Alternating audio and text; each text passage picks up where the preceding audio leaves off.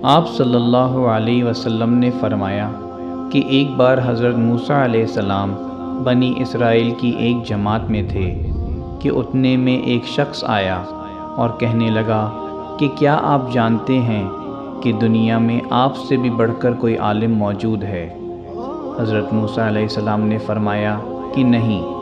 تب اللہ تعالیٰ نے حضرت موسیٰ علیہ السلام پر وحی نازل کی کہ ہاں، ہمارا بندہ خضر علم میں تم سے بڑھ کر ہے۔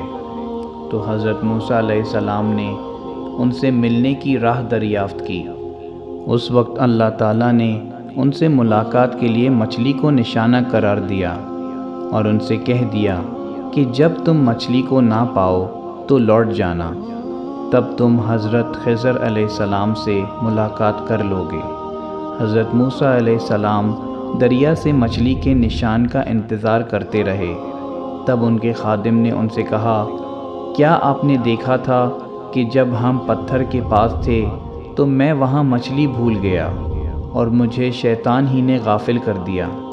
حضرت موسیٰ علیہ السلام نے کہا کہ ہم اسی مقام کے تو متلاشی تھے۔ تب وہ اپنے قدموں کے نشانوں پر باتیں کرتے ہوئے واپس لوٹے۔ وہاں حضرت خضر علیہ السلام کو انہوں نے پایا۔ پھر ان کا قصہ وہی ہے جو اللہ تعالیٰ نے اپنی کتاب میں بیان فرمایا ہے۔ حدیث نمبر 78، صحیح بخاری۔